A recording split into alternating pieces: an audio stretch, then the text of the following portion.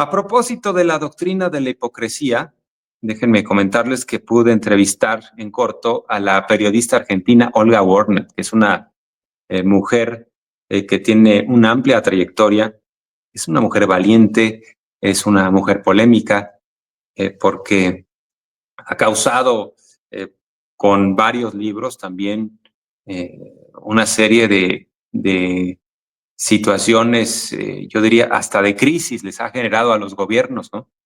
Les ha generado crisis mediáticas. ¿Recuerdan con Vicente Fox y Marta Sagún? Ella sacó un libro que le llamó La Jefa y ponía a Marta Sagún como quien realmente tomaba las decisiones en el sexenio de Fox. Por eso digo que es vertical, es fuerte, es dura Olga Bornat, y genera con sus libros pues una serie de oleadas, ¿no? Que tienen repercusiones igualmente políticas. Ella ha sido amenazada por Genaro García Luna y compañía, pero le pregunté sobre otro de sus libros más famosos, Felipe el Oscuro. Es un libro en donde habla de Felipe Calderón. Y le digo, le pregunto, a ver, tú puedes probar que Calderón es alcohólico, que Calderón sabía de García Luna.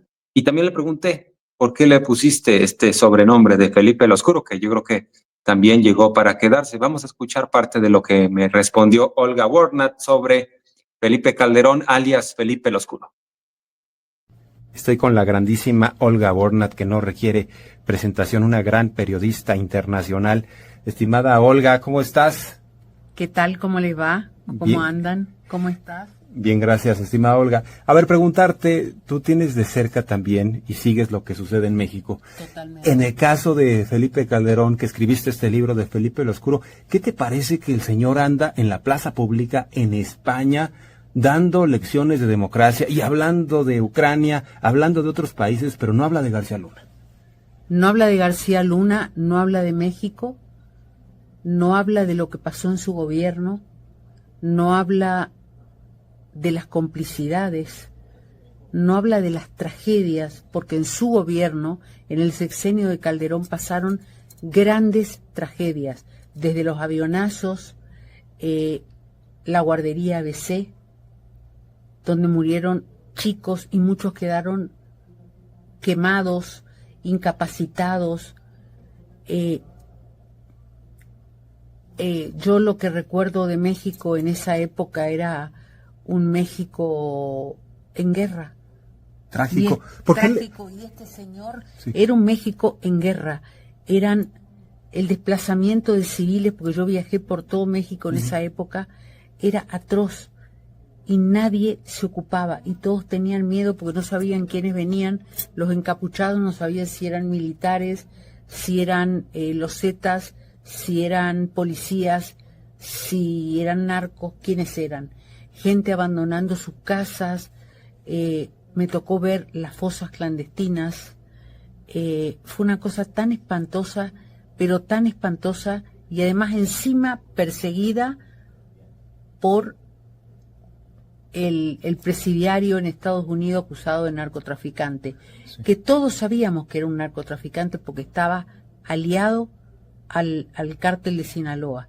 ¿Por qué le pusiste a Felipe Calderón Felipe el Oscuro? Porque todo era oscuridad. Yo pensé mucho en ese nombre. Y dije, ¿qué nombre le puedo poner? Y digo, porque todo en él era oscuridad. Desde que él llegó a la presidencia, llegó en medio de la noche, en la oscuridad. O sea, metafóricamente hablando, ¿no? En la oscuridad. Porque llegó por fraude. Fue un fraude.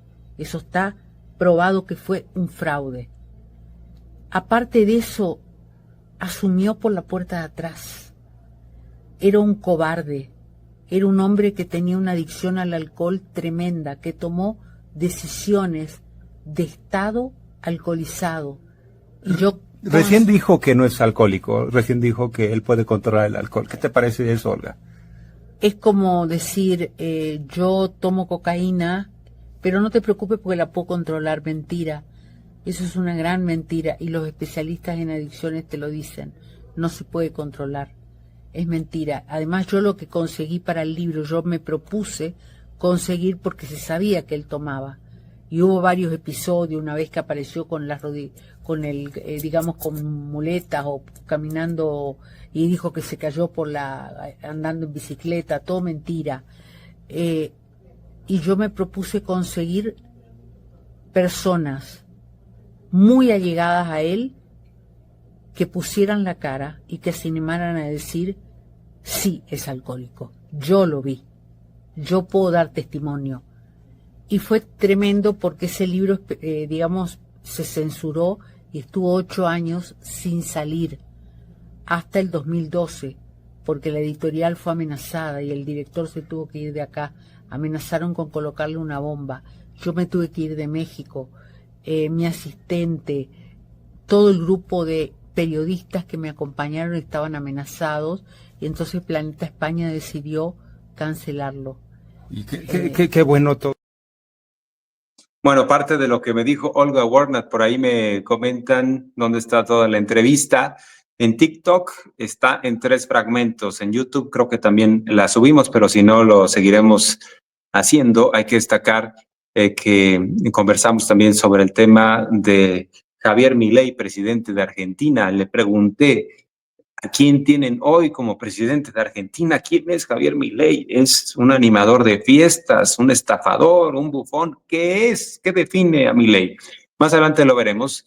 Pero a propósito de Felipe Calderón, alias Felipe el Oscuro, y de este libro de Olga Warnat y la doctrina de la hipocresía, hoy la presidenta de México, a propósito del tema de las desapariciones, dice, se están atendiendo por parte del Estado mexicano, pero ha lamentado que exista una oposición a la cual calificó de carroñera, y también destaca que mañana, martes y el miércoles van a dar a conocer las estrategias mediáticas que tiene la oposición para golpear al gobierno de la presidenta Claudia Sheinbaum, porque están comprando bots, lo siguen haciendo a través fundamentalmente de X, generan tendencias artificiales.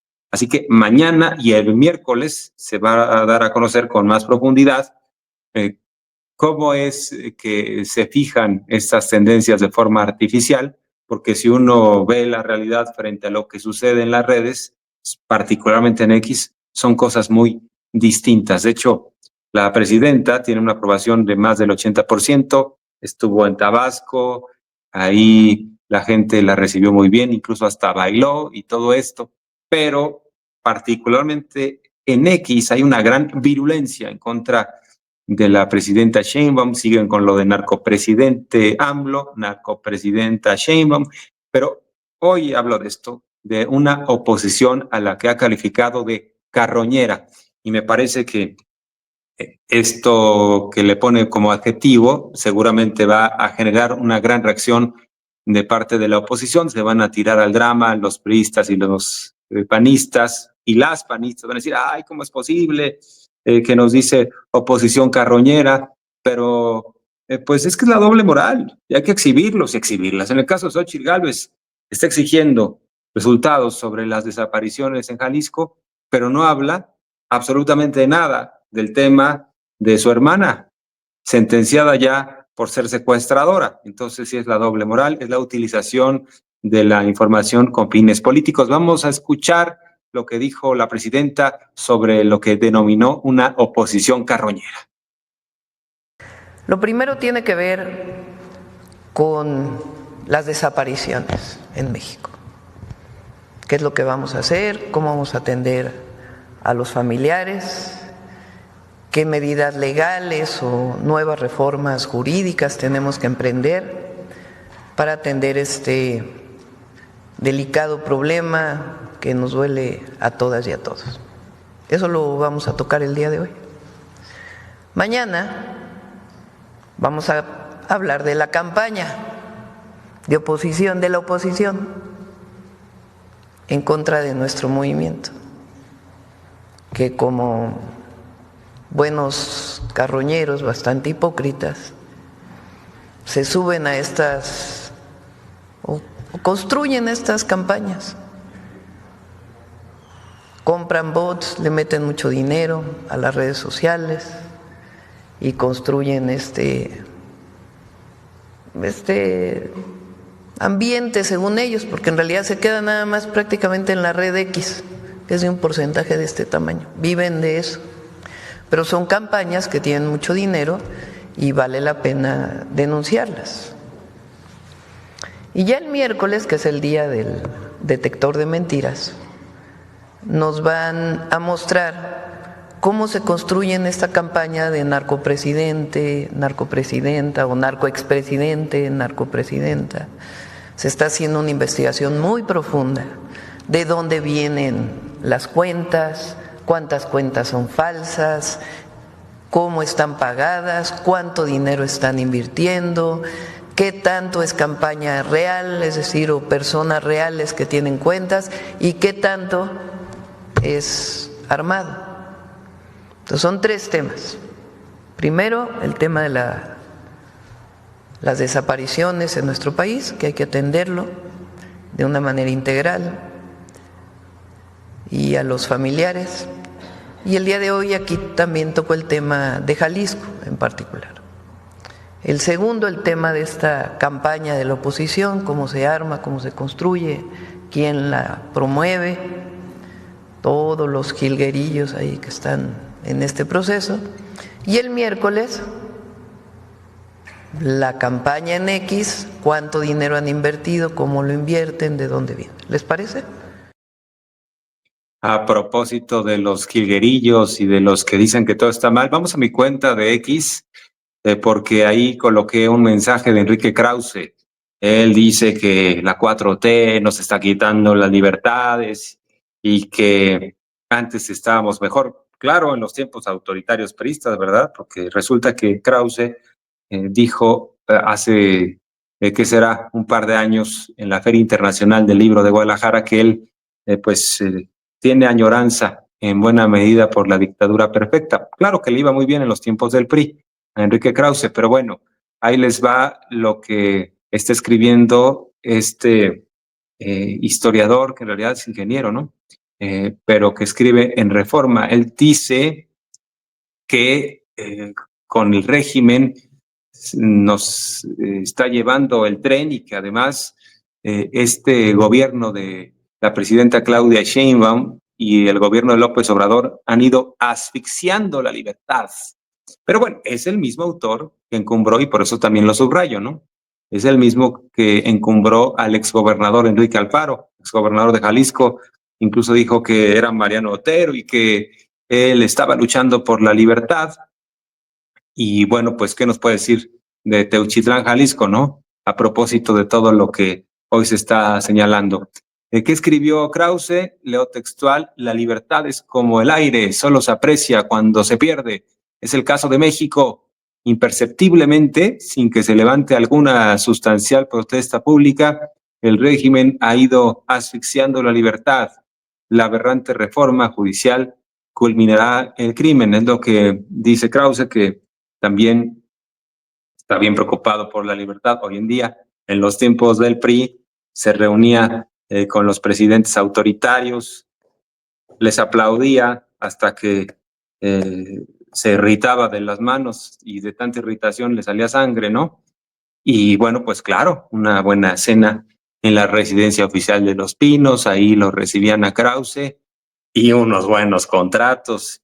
Y bueno, pues el show tenía que continuar, ¿no? En aquellos tiempos. Hoy está muy preocupado por la libertad. Insisto, condecoró públicamente con palabras a Enrique Alfaro. Dijo, ese señor es un auténtico hombre de Estado, solo equiparable con Mariano Otero, un gran conservador con grandes ideas, ¿no? Pero bueno, hay que recordar que también Enrique Alfaro como gobernador le dio sus buenos contratos a Enrique Krause. Entonces, pues estaba garantizada, ¿no? Una columna en favor de Alfaro, o sea, valores entendidos. Me ayudas con un contratazo, pues ahí te va la columna diciendo que eres, ahora sí que lo mejor de lo mejor, espejito, espejito, Alfaro es el más bonito y, hombre, es atlético su cuerpo y cuerpazo y galanazo y todo lo que quisiera Alfaro. siempre y cuando diera contratos, ¿no? Así funciona, sobre todo para ese tipo de comunicadores del viejo régimen.